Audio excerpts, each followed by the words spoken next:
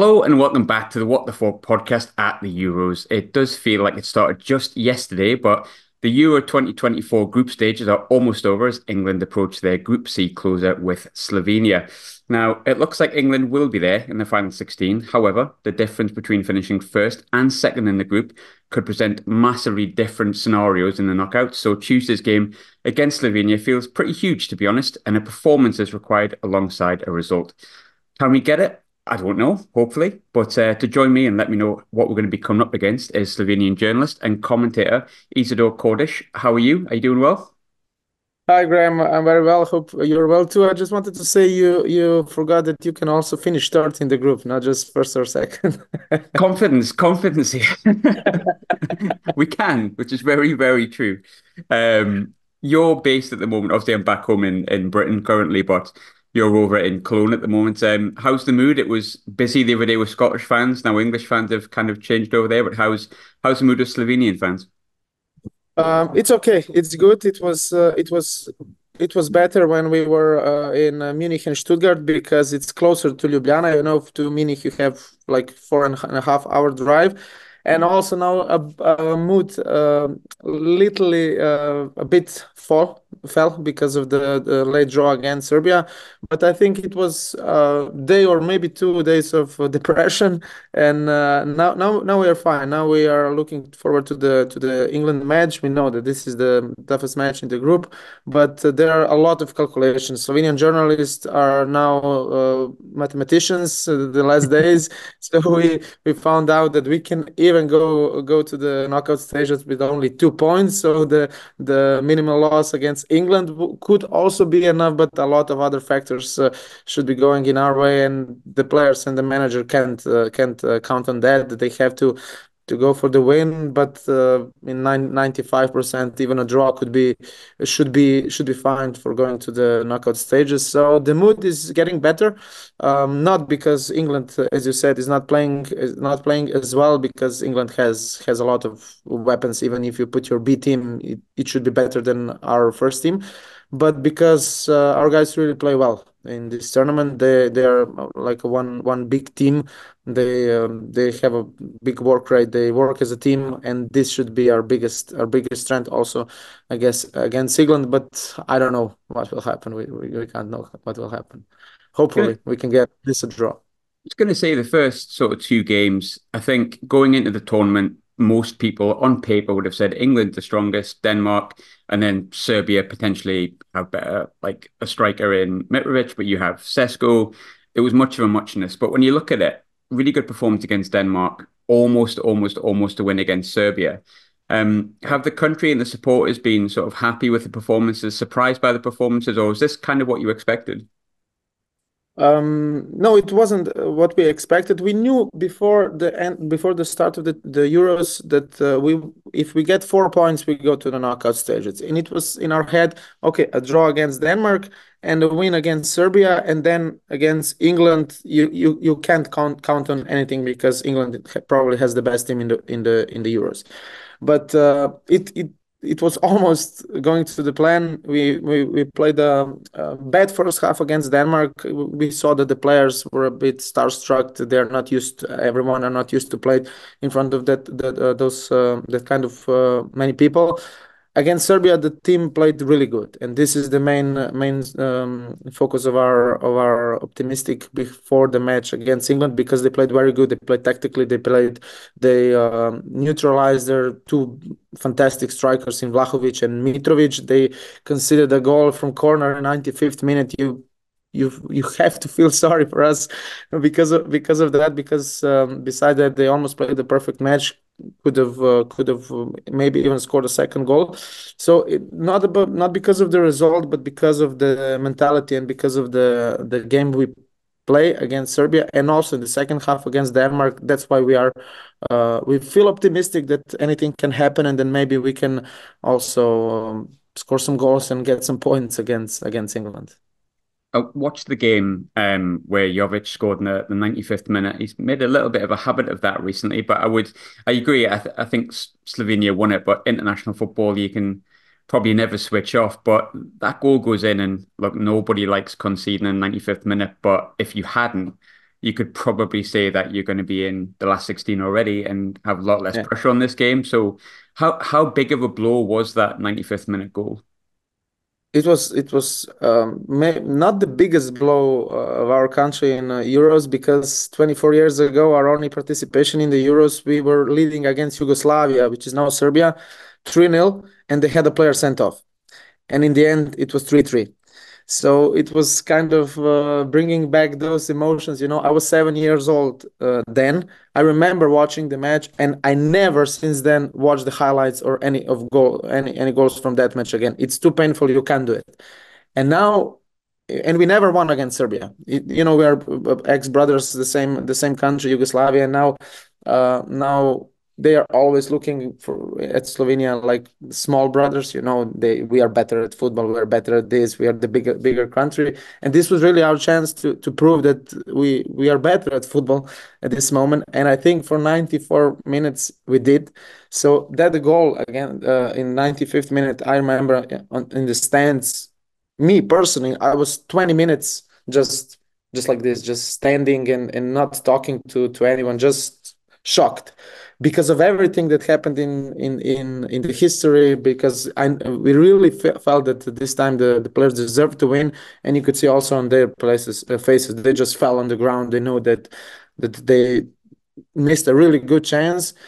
But as we are speaking to the manager and all the players, they said, yes, one day we were depressed, but on the second day, when they moved back to Wuppertal, to their base, they said that we know that we played well, we know that we deserved well, we know that football can be brutal at times, but let's take that we played well, we deserved more, and that this is the way to go even against England.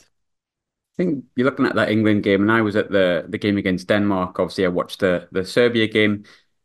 And okay, we have 4 points. That looks great, but we're not playing well. We look very defensive. Our best players are not really shining. Bellingham had a good first game, but very quiet in the second game. Kane gets taken off in the second game.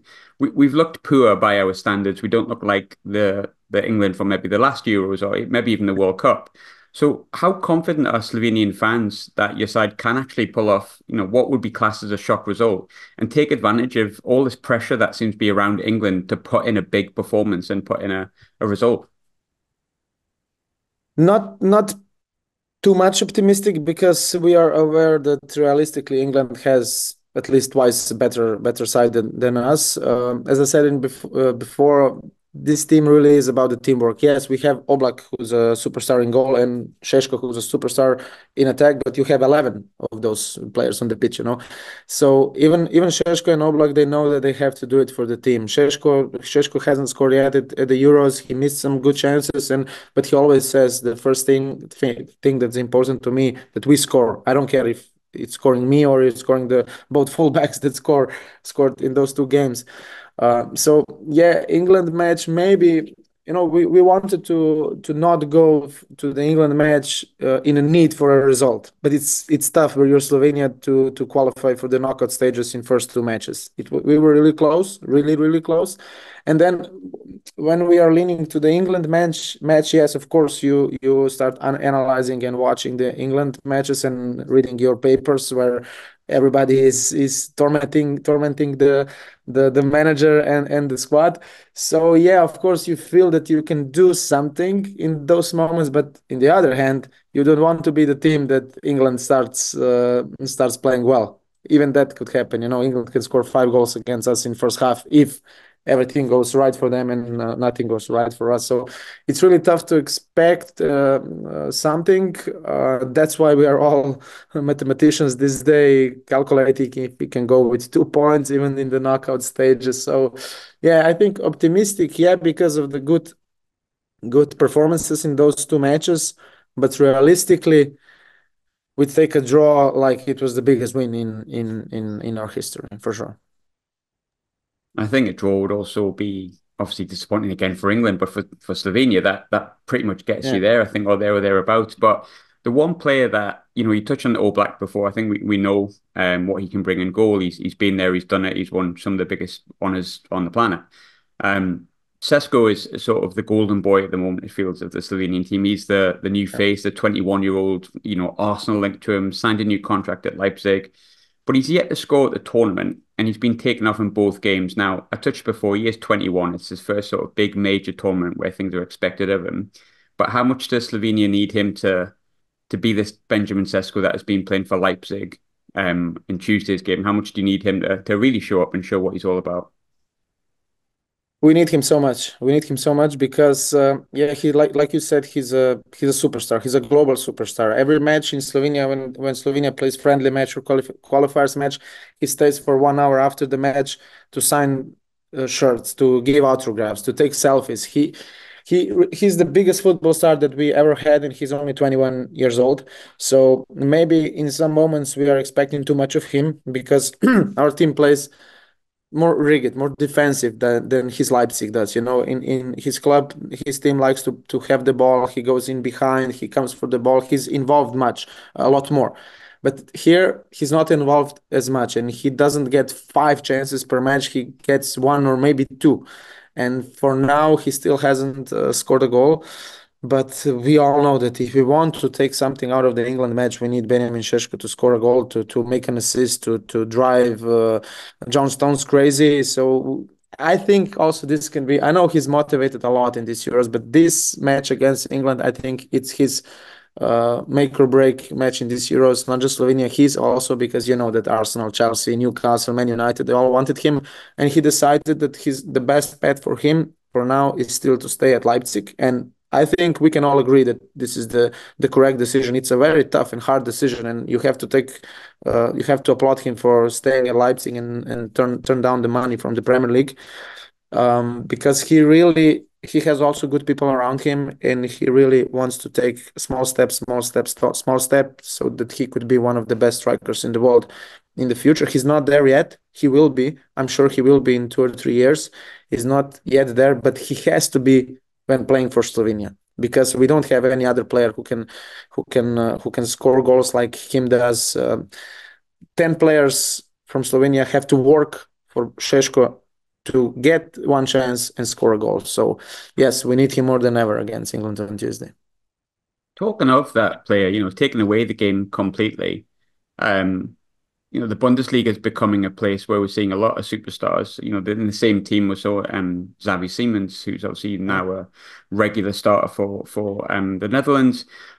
In terms of Slovenia, maybe the international side of things, you've never been a superpower, understandably so, because of the pool of players you have to choose from. But in the years to come, with what Sesko can offer, and like I say, I agree with you. I think he can become one of the best strikers in the world. How far can he sort of take Slovenia on his own? Because, you don't predominantly make the knockout stages historically. Is his potential so high that he could lift the entire team as well, and not just this tournament, but the years to come? Yeah, absolutely. We're expecting now for Slovenia to be in almost every big tournament, World Cup, Europe, Euros, because not just Shesko, the backbone of the team is still young. You have, okay, Oblak is 31, but you have in defense, you have Jaka Biol, who's playing for Udinese. Now he'll probably go to Inter or Roma. He's 25 years old. In the midfield, you have Gnezda, Cherina, and Elshnik. They're 25 and 26, and then Shesko in attack. So the best years for those players are still coming, and this is the backbone of the team that's going to be for the next years. And we really think that this is the best Slovenian team ever, as a team.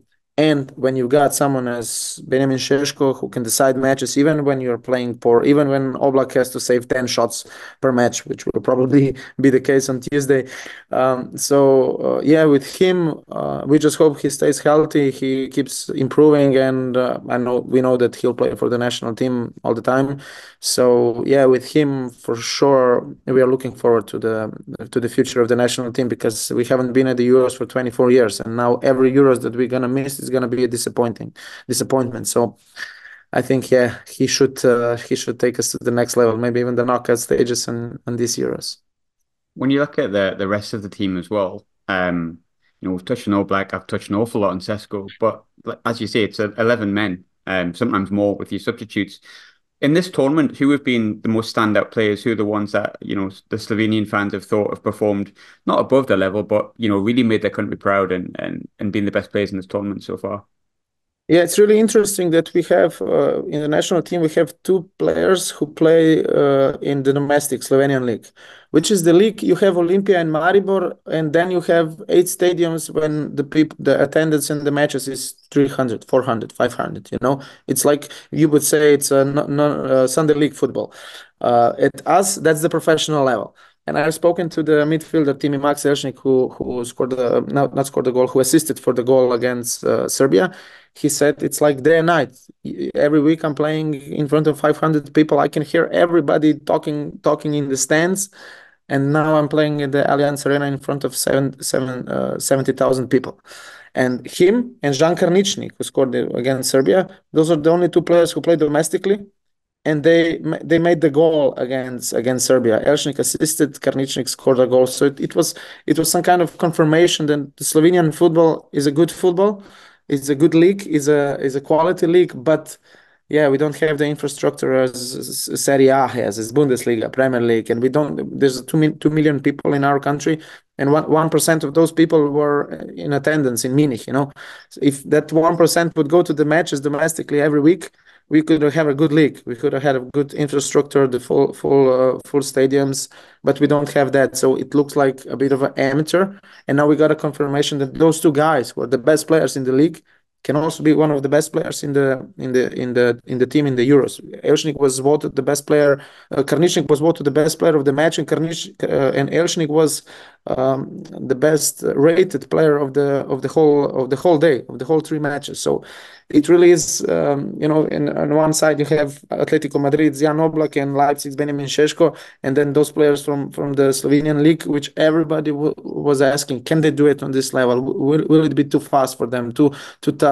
They made it look like a good transition for them, and it's going to be, I think, a good summer for both of them to go to bigger leagues, bigger clubs. So those two are definitely the guys that nobody expected to perform like they do, but they're really playing good. How important is that side of the Euros? I think sometimes you look at the Euros and you think, it's about winning, it's about getting through, it's about like being proud of your country and getting as far as you can get.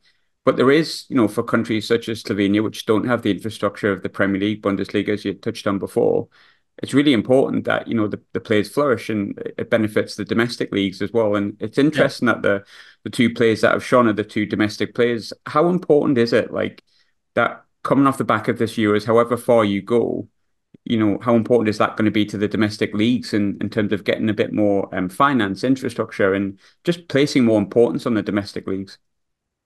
For sure, it's gonna be important, but the main thing here is that both of those players will probably get a transfer and move abroad.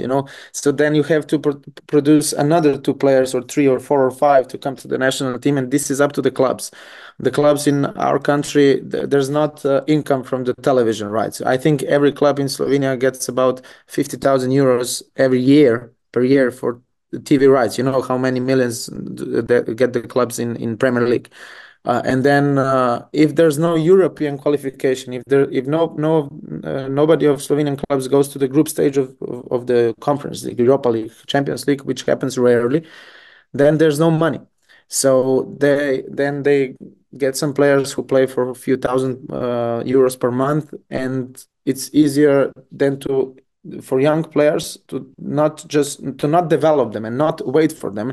It looks like this, that when somebody in Slovenia with 17 or 18 years, he shows potential, he's transferred away immediately. Now we have a good player in Domžale, Luka Topalovic. He's 18 years old. He already played 15 games in Slovenian league, but now he's going to go to Inter, because Inter gave 80 nearly 1 million euros to Domžale, and 1 million euros for Domžale is like 100 millions for Manchester United to get a player.